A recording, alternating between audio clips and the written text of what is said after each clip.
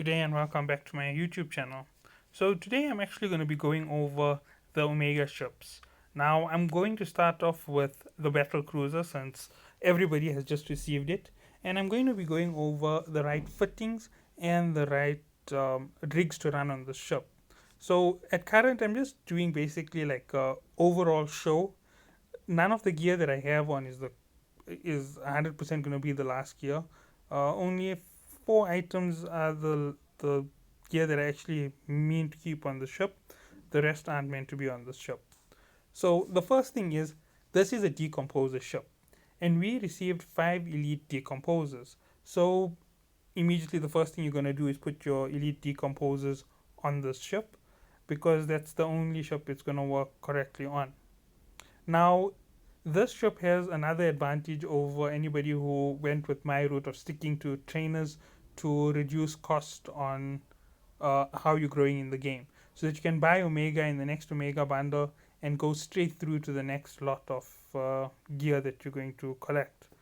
So the basics is going to be that this ship also can carry a drone. Now, what does that mean for the overall? This ship can carry a medium drone for you. That means you can get that slight distance, that slight power with the medium drone because you are going to be fighting in that close 20-kilometer radius in all battles. The next bonus on the ship, besides its decomposer bonus, is a shield bonus. So the best thing for you to do would be to buff its shield. Make sure its shield is almost impossible. Obviously, I put in a yellow shield here just to show the shield hardener.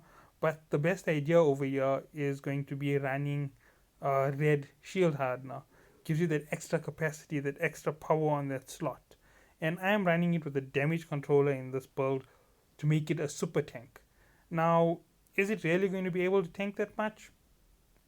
I'm not 100% sure. I'm pretty sure it will take quite a beating, but you can always swap out the damage controller for an afterburner to give you a little bit speed, but this vessel doesn't have speed. Now, that's just the basics on this part of the rig. And the reason why I didn't put a warp stabilizer is it has a standard +1 warp stability. That means that when you get hit with a warp suppressor, uh, you can still move provided it's only one. If two enemies hit you, yes, then you need the warp stabilizer, but it's not really of any use to you because most of the time you only allow one ship to get that close. Now let's go over the rigs that you can run inside this ship. Now I don't have all my rigs. I don't even open all my rigs. I only open rigs as I decide to set them up. So I'm just going to go straight into the market and show off the rigs. Now, when it comes to rigging the ship up, the first rig you're going to have to think about is your weapon or shield rigs. Now, you have to choose which way you're going. If you're going more defensive, you're going to go with a full shield rig. Wait, sorry, this is the engineering. It will have to be combat, defensive rigs. Now, as you can see, defensive rigs keep going down as you go with each level for different options. Now, I'm going to go right to the top and I'm going to start with the basics. So, if I'm going to be going with this ship, most people already have a core 2 item. Some may have already gotten core 3. Let me just check if core 3 is available. No. I know I had a core 2 item. Any on the market? Yeah, and they're pretty cheap. Okay, so running core 2 is going to be your options right now. So let's go looking at what we're getting. Activation time adjustment minus 15%.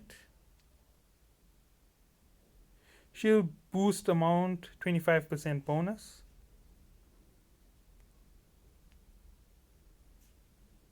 Capacitor need adjustment minus 15%.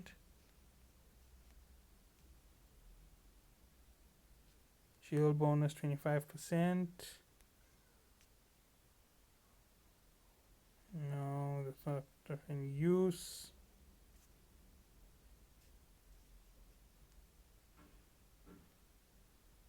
Okay, here's something. Explosive screen.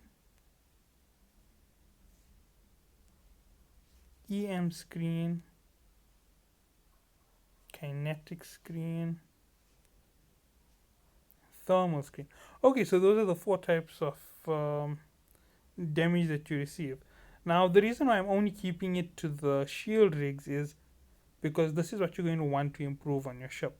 Now, the reason why I'm running a damage controller on this ship is so that I can boost all of those in the case of any emergency situation. And as I said, you're running a shield booster, a shield extender, and a shield hardener at the same time. That means you like those annoying little tank cruisers in the elite missions, the ones where you have to catch them up close and hit them hard. But the only catch is you already have a hard hitting weapon on your ship. So let's go over what you should run. The first thing you want to do is you remember you have 3 slots to go here. Activation adjustment time, not so important. 15% takes off a second. Shield boost amount bonus, 25%. 25% of a bonus means if you were getting 4 bars to your shield, you're getting a 5th bar. One full extra bar is way more worth it than just 15% of the activation time. Okay. Now the next one, capacitor need minus 15%. It may not seem so huge, but if you're taking 15% of your need for shields off, that means that every time you boost to regain shield, you're using 15% less. And you're going to regain about 30-40 times in a battle. It takes about 10 minutes to recharge the capacitor on the ship. Fantastic thing to do, means you're not going to run out of the capacitor that quickly. You're allowed to fight a little bit longer. And here is a shield bonus on top of this for the extender at 25%. This means when it gives you that extra 175 which it normally gives you, now it's going to give you 25% more. If 175 plus 25% extra, that's going to be just over 40 extra shield points. So 200 extra shield points directly into your shield. That's enough for you to tank quite a few hits before your shield regen catches up to where you were. Okay, now let's go down. Okay, right. As I said, these last few core defenses, the kinetic, thermal, and the kinetic, the thermal, the kinetic, the EM, and the explosive screen. The only reason you're going to use this is if your ship is absolutely weak to that type of damage and you are running into a fleet who's only using that. You'd use this in place of your capacitor adjustment because you can always run a support class vessel to make up for capacitor. And obviously you can also regain shield through that same individual. But that's what you're going to run on this particular level. Now let me just go through this. I want to see if they intend on putting rigs for the decomposers in. Yes, there is decomposer rigs. Okay. So your other option would be to go with the more damage build on the ship. I don't see a use for it that much. With an additional 30% on your shield, it means that this ship was basically made to be a tank. Okay, now for your mid slot, if you did see my setup, I had a stasis web fire, a Norse energy drain, and my third fitting over there was something which I'm not really sure how to pronounce. The Caltrop. Now, why am I using this on the ship? Because it has a very special function. It literally decreases the energy in enemy capacitor. Sorry about that.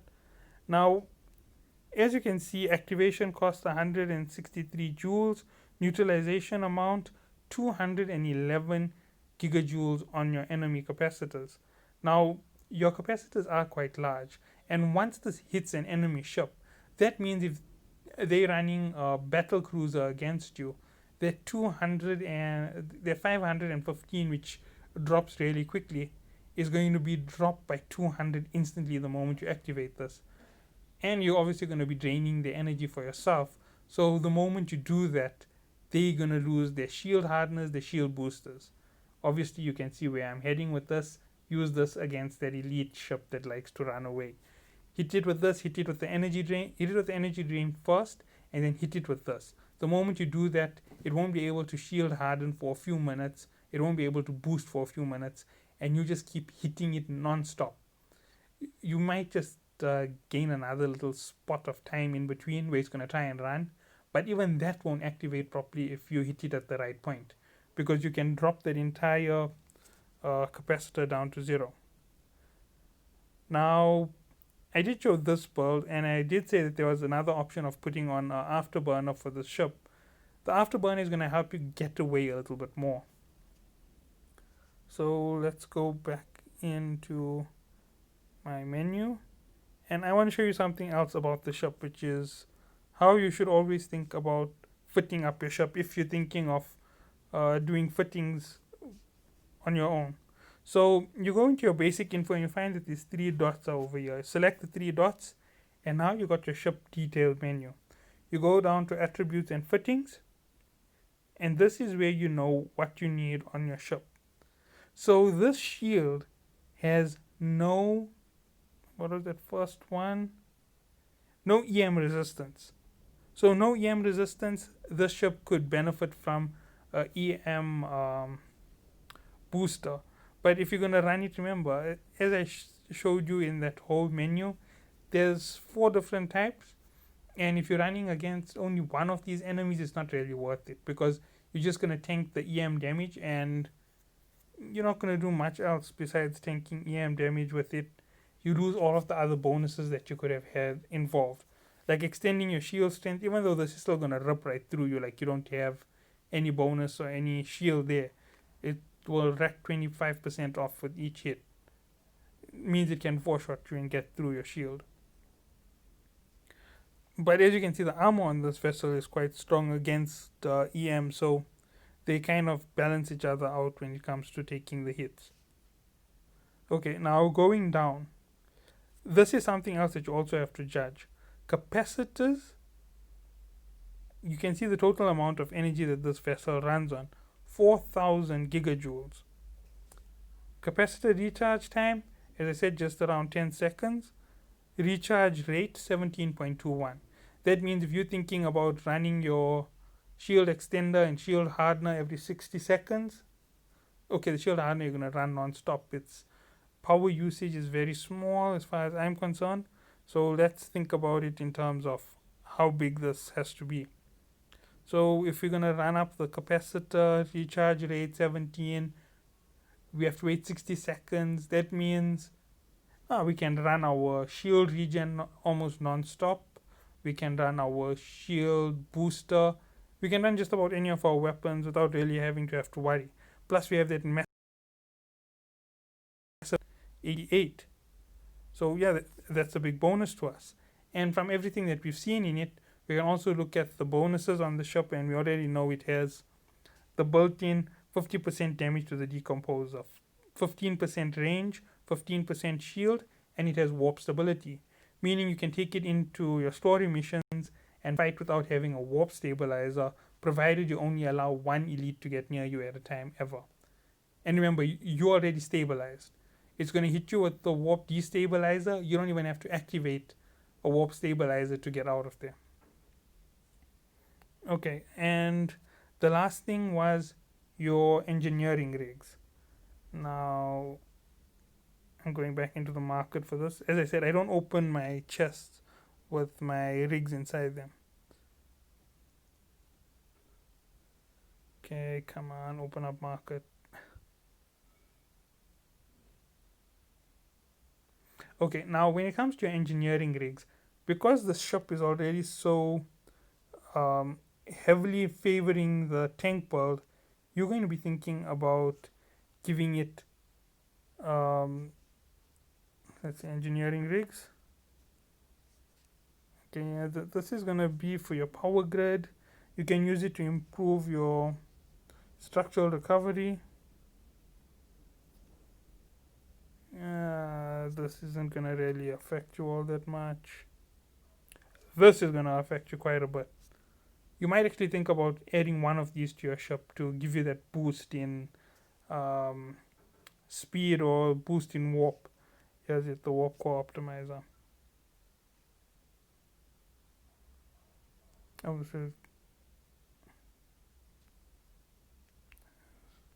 sorry, I haven't actually viewed all of these before. This is the first time I'm actually going through this. Yeah, this is for mining. This is just for.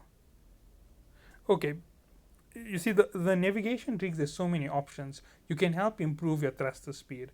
Increasing it by a little bit means that your ship is going to move slightly faster on the map. You can catch up to enemies who try to run away. So let's look at your first one. Capacity multiplier 20%. You could actually run all of these capacitor advantages. Recharge adjustment 15%. That's actually a massive one on this ship. At 600 seconds minus 15%, that's minus 90 seconds. So 510 almost, around that figure, around 510 seconds to recharge the shield. Not the shield, the capacitor from 590 seconds. It's a big improvement. You actually could tank a lot more and fight a lot longer. As I said, the speed boosts and all of these, there's so many things to choose from. I'm just going to go through quickly. Need adjustment. As you saw. Inertia modifier. Remember, inertia is your resistance to movement. Cargo hold capacity. If you're running a frigate, that's more what you're gonna run that for. This is a very good one, yeah. The Higgs anchor. Inertia modifier 75%, and flight velocity adjustment 55%.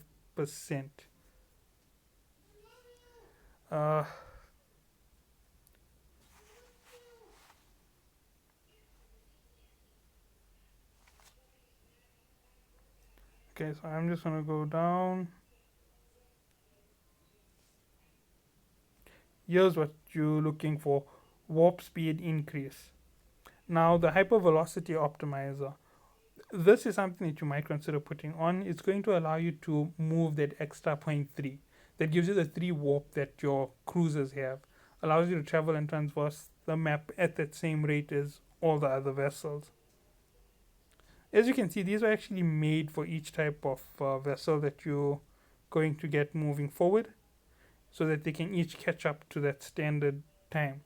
But you can also attach these overpowered rigs to your smaller ship and cover even greater distance much easier. Okay, so this is going to be it for the video.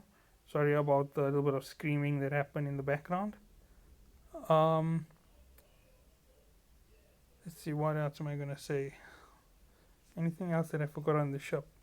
Now, oh yeah, the engineering rigs. Never ever attach 2 of the same. They hold the same warning as every other piece of gear. Attaching 2 results in a negative. So if you put on 25% boost, you're not going to get a 25% and 25%. You're going to get something like 15 plus 15. So you're getting a 30% boost. You're literally negating the maximum effect that you're getting.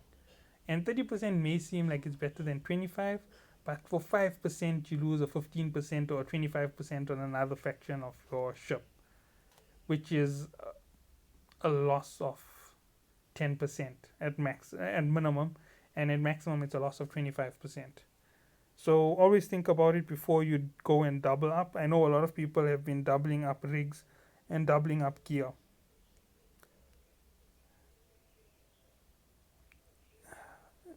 In the mid slots, there are other things that you could use here. I just don't want to go through them for your ship, because this ship could be used for support in the same way that it can be used for being a tank. Okay, that's going to be it for this video. Please leave a like, subscribe, or comment down below. If you don't like the video, leave a dislike. And thanks for watching.